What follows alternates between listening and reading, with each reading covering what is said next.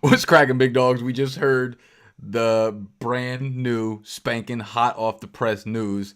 OBJ is officially traded. I apologize for the lag and my delay in my voice right now, but we just need to hear the fire from Snacks. OBJ is officially no longer a New York Giant. He's been traded to the Cleveland Browns in exchange for a first round pick, which is 17th overall, a third round pick, which is 95th overall, and Jabril, hometown New Jersey kid, peppers, steak and peppers. Snacks.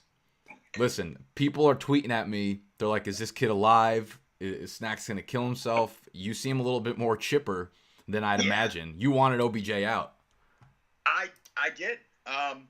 So I'm actually ecstatic. I was just telling you, like 1,700 text messages. I see all the tweets, people. I see them. I'm very well and good. I'm drinking. Like, I'm happy. Life's good. Listen. That sounds like fake enthusiasm.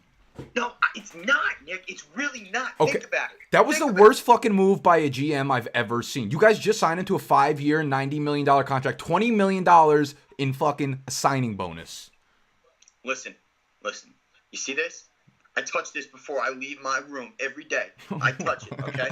Every single day, I touch it. We still have pretty good wide receiver, too, okay? Sterling Shepard. Listen. Sterling Shepard's going to get the job done. He'll be fine. What are you going to get for a star wide receiver?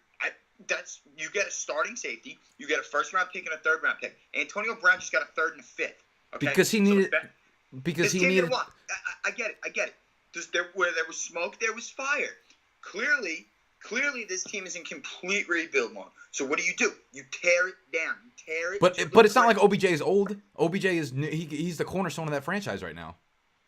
No, Saquon is. Put him. Yeah, true. Whatever. It doesn't move the needle. You need OBJ on the fucking side. If they bring in Haskins, that kills his development. Why does it kill it? Because he needs playmakers like him to fucking boost his confidence, to have guys that are there when he can't make the throws, to have guys that he trusts to make plays for him. Well, I think he has 3 playmakers on the team, on the field. He has 1, and 2 of them are questionable, if you're going to say fucking Ingram and Shepard.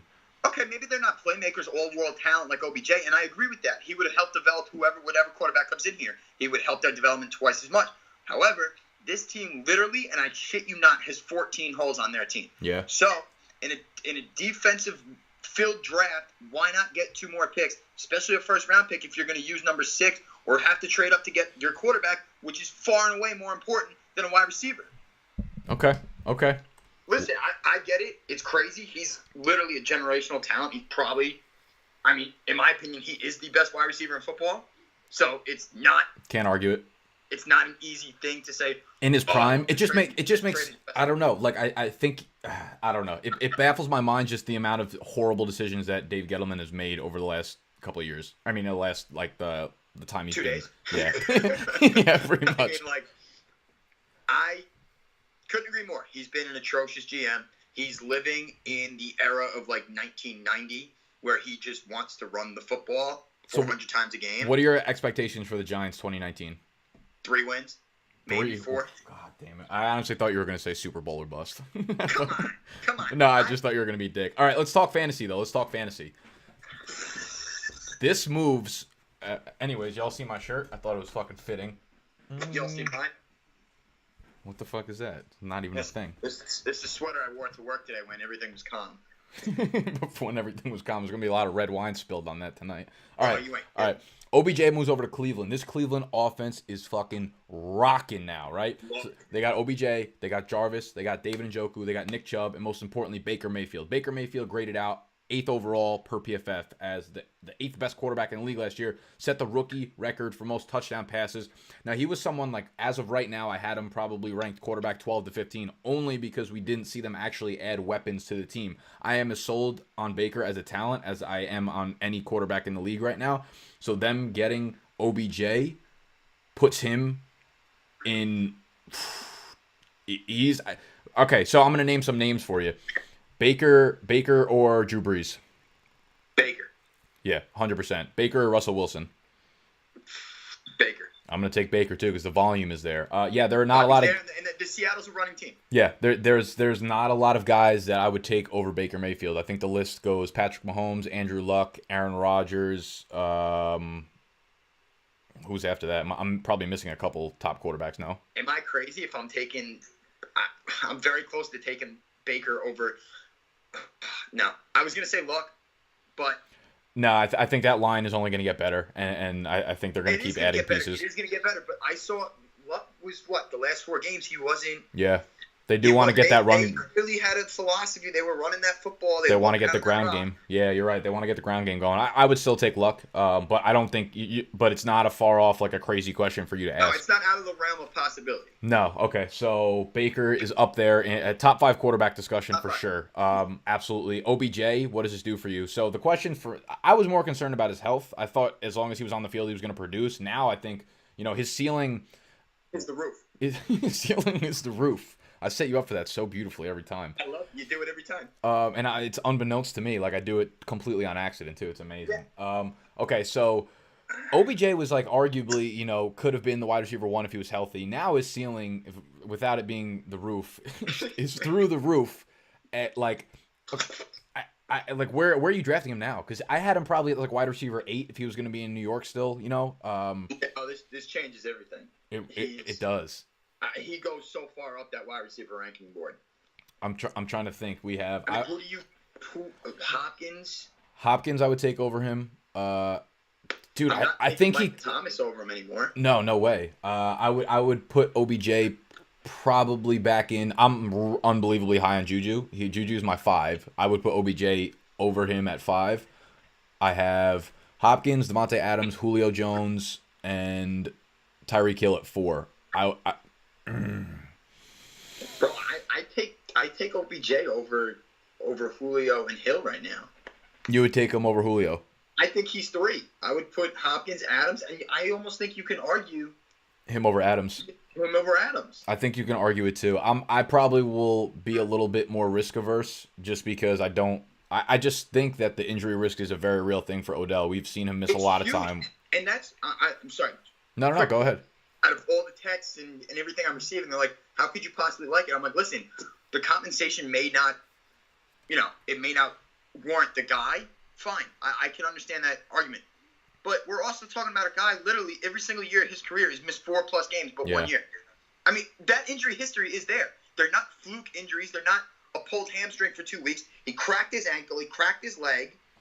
Yeah, they're real shit. So I'm a little. That's why I don't think I would take Odell over Julio just for the fact that Julio's gone 1,400 yards like 19 straight years. So it's like you know exactly what you're gonna get. Yeah, the upside is there, but I'd probably rather play it safe because at the end of the day, like the elite running backs are the ones that really win you your fantasy leagues. I mean, obviously the top wide receivers do it too, but like I'd rather be a little less risky with the wide receivers. So for Jarvis Landry, this like really makes him unattractive because last year he was the only fucking. I was writing down some stats right before we got on. He had 81 catches. He was the only player with over 80 catches that went under 1,000 yards. Last year, he set the record for the most receptions. I think he had 112 receptions, led the NFL, and still went under 1,000 yards. So with OBJ there, like if Jarvis couldn't get it done last year as like the clear-cut number 1 with no one else there, Jarvis Landry is like he's a wide receiver 3 that you don't even want to take, pretty much. He's going to be playing flex spots for guys on bye. There's nothing that intrigues me about Jarvis Landry at all. So don't get cute there. Good possession receiver. He's nice to have on your team. He's definitely going to complement Beckham well, but for fantasy value purposes, doesn't do it for me. That's what I was going to say. There's nothing there. Much better real life. Like this, he's going to make the team very smooth on offense, but definitely not someone I want in fantasy. Right. This becomes interesting for Njoku because Njoku was like a possible 3rd-year breakout candidate, and he was someone that like if you missed on the first like 4 or 5 guys, you could still be like pretty happy about having Njoku as in your lineup as opposed to like Jared Cook or some shit. With this, for me, it definitely doesn't help. If anything, it makes it probably a little more volatile. Like I say that we'll have more like weeks where he hits his floor rather than hitting like a 4 for 60 week or a 4 for 50 week, which is like shitty but still okay in your lineup. So like Njoku, this hurts his value for you. Absolutely hurts it. I actually thought of him before I thought of Jarvis, which is kind of sad because I mean Jarvis is pretty big name, and I thought of Njoku because I did think he was going to take that next step this year with Baker. Yeah.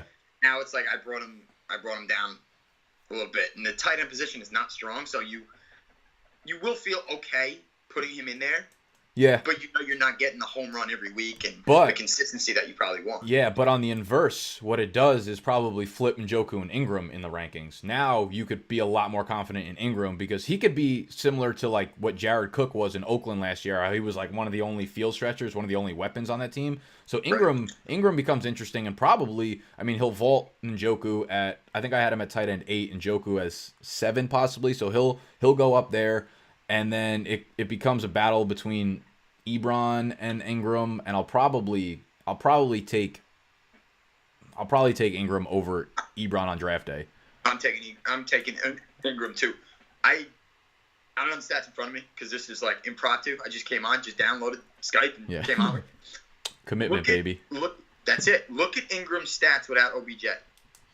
I'm fairly certain that they're pretty damn good. He had a monster stretch down the year, down the last 4 games of the year last year. I think it was the last 4 or 5 games. He was like 5 for 75 at minimum in every game, and he was going off. I was like, yeah, there's some real chemistry there. So like, if OBJ is gone, who else does Eli trust in that offense? And come to the point, like Sterling Shepard. Now, do you take a guy like Sterling Shepard over Jarvis Landry? Oh yeah, I do. You like Shep? I think Shepard's a great football player. I mean, overall, I think he's great. Shepard, so I definitely am taking him over him, but Shepard, he's someone that can get it done just based off volume. And Shepard's kind of like a guy like I was saying yesterday. He kind of reminds me of Juju because he's not like really small, but he could play inside, he could play outside, and he's also in a sense like Calvin Ridley, how they were both old prospects coming into the league, so they were a lot more refined than the younger prospects. Like, oh, they have a lot more upside, but he's a crispy route runner. So he's someone that Eli will be able to lean on. What does this mean for Saquon? Like, I think it hurts his efficiency, but his volume's got to be all the way up. His volume's going to be ridiculous. Absurd. He might not be playing football after like year 5 because of how many touches he's going to have. Do you think he breaks Christian McCaffrey's receiving record from this year? I don't think there's a doubt. Really? I mean, like, first of all, dump off Eli is well in effect now. Just imagine without Odell, like, it's going to be twice as much. Yeah. Saquon doesn't change for me. He's still 101 for me. Like, I'm not taking him off there.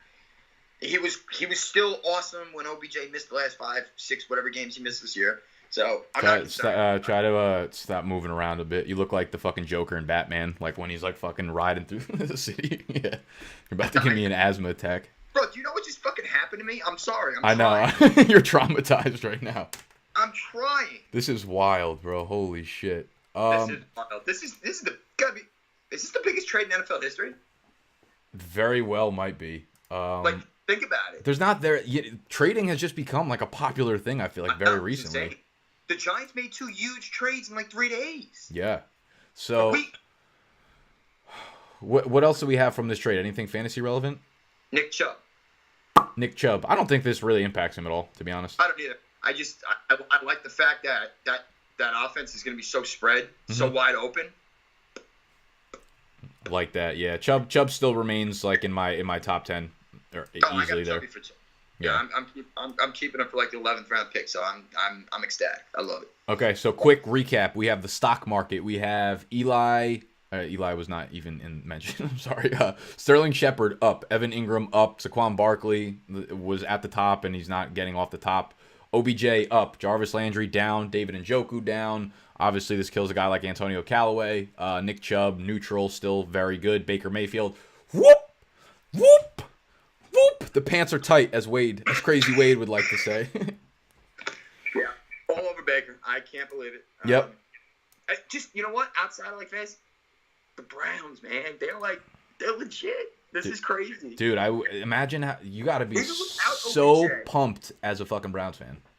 Good for them. Yeah, they honestly earned it after fucking 42 straight busts in the first round. Now, I should deserve something too, right? As a Giants fan, it's been pretty tough. You know what? Listen, like I said, Eli would never have those rings without OBJ.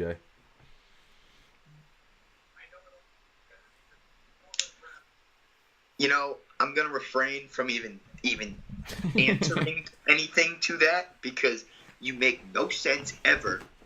All I do is make sense. All I do is make big facts. It's the only thing that hatches out of me.